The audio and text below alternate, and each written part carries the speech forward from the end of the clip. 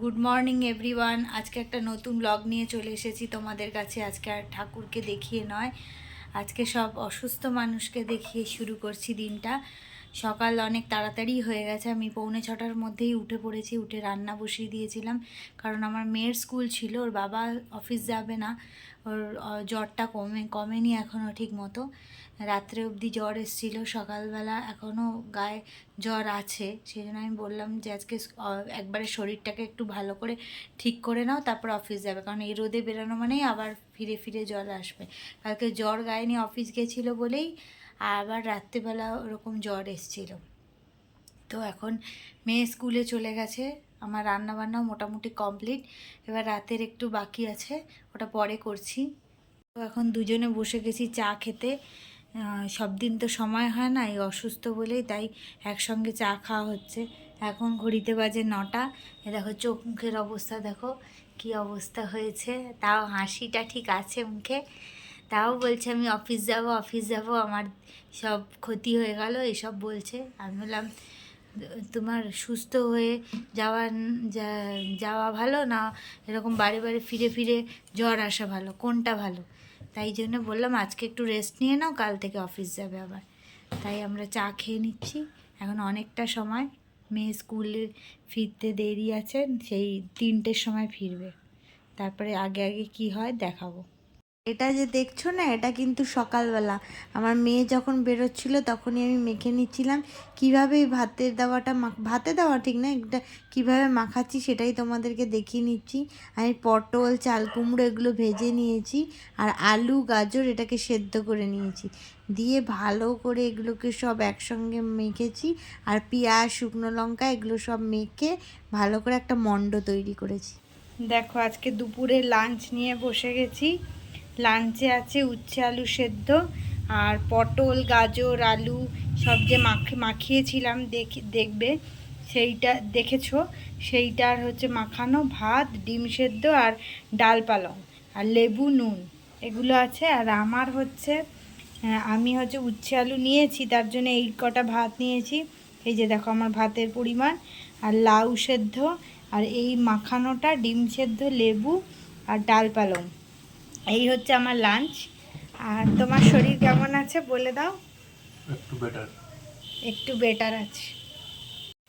আজকে অনেকটা দেরি হয়ে গেছে, একটু রান্না বান্না করতে, ঘরে একটু পরিষ্কার পরিচ্ছন্ন করতে একটু দেরি হয়ে গেছে।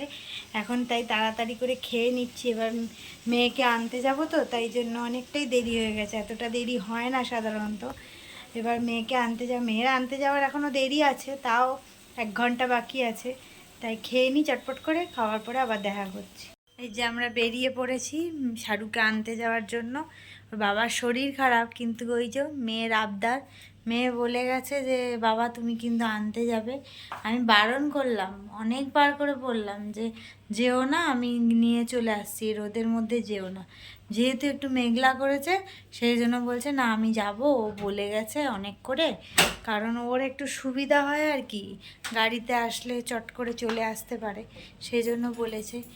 একেই বলে বাবা। বাবারা শরীর খারাপ থাকলেও হচ্ছে এইসব মেয়ের কষ্ট করার জন্য প্রস্তুত, মানে মেয়ের জন্য কষ্ট করার জন্য প্রস্তুত, একেই বলে হচ্ছে বাবা হচ্ছে।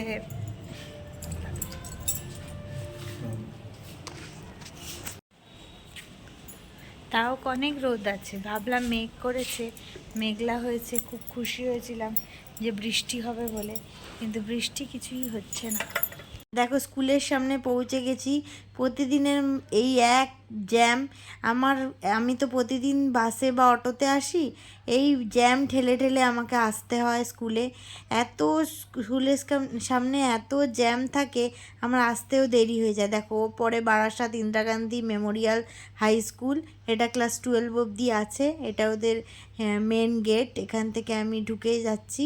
এখানে ঢুকে গেলে ওই যে এই পাশে বাঁ দিকে একটা বিল্ডিং আছে, আর সোজা একটা বিল্ডিং আছে, ওটা প্রাইমারি সেকশন, এটা হাই স্কুল। এবার ও হাই স্কুলেই পড়ে। দেখো বেরিয়ে আসছে, ওর এক ফ্রেন্ড বেরোলো প্রথমে, তারপর ওই যে দেখা যাচ্ছে, দেখো মুখ মুছতে মুছতে এগিয়ে আসছে, কি খুশি, কেন কি বাবা এসছে আনতে, দেখেছে আমার হাতে হেলমেট আছে তাই বলছে যে বাবা এসছে আনতে। দেখে খুব খুশি। দেখো স্কুল থেকে বাড়ি ফিরে গেছে, এখন তো ভাত সকালে খেয়ে যায়, তাই জন্য এসে একটু টিফিন করেছিল, আজকে ঘুমায়নি। এই যে অসুস্থ ব্যক্তি, সে বারবার খালি শুয়ে পড়ছে, শরীরের এনার্জি হারিয়ে ফেলছে কাজ করতে করতে। এই যেদিকে ল্যাপটপটা খোলা আছে ঠিকই, কিন্তু বারবার শুয়ে পড়ছে। এখন আমরা সবাই গ্রিন টি খাচ্ছি, এই যে দেখো গ্রিন টি খাচ্ছি, খাওয়ার পরে ও পড়তে যাবে। 5:30 থেকে সায়েন্স পড়া আছে, পড়তে যাবে। তার আগে একটু দেখে নিচ্ছে লাস্ট মিনিট সাজেশানের মতো। লাস্ট মিনিট সাজেশান যেমন আমরা নিই, ও তেমন লাস্ট মিনিট সাজেশান নিয়ে নিচ্ছে। আমার ডিনার অনেকক্ষণ আগেই কমপ্লিট হয়ে গেছে। আমি এত রাত করে খাই না, আমি 9টা 9:30 থেকে 9:30টার মধ্যে খেয়ে নিই। আমি শুধু আজকে ছোলার ডালই খেয়েছি, ছোটো বাটির 1 বাটি, আর ওরা হচ্ছে রুটি দিয়ে ছোলার ডাল খাচ্ছে। এই পড়া শেষ হলো। আরেকটা ইনফরমেশান দিয়ে দিই, এখন ব্লগটা একটু কমই যাবে, হয়তো ঠিক মতো রেগুলার হয়তো দিতে পারবো না, কারণ আমার মেয়ের সোমবার থেকে এক্সাম স্টার্ট হয়ে যাচ্ছে। তাই ওই জন্য, ওর পড়াশুনোর জন্য আমার একটু ঠিকঠাক মতো ব্লগটা হয়তো দেওয়া হবে না। তো তোমরা আজকে এখানেই হচ্ছে রাখলাম, কালকে আবার দেখা হবে নতুন ব্লগের সঙ্গে। টাটা, গুড নাইট, শুভরাত্রি। আর লাইক শেয়ার কমেন্ট করতে ভুলো না কিন্তু, আর সাবস্ক্রাইব করে দিও।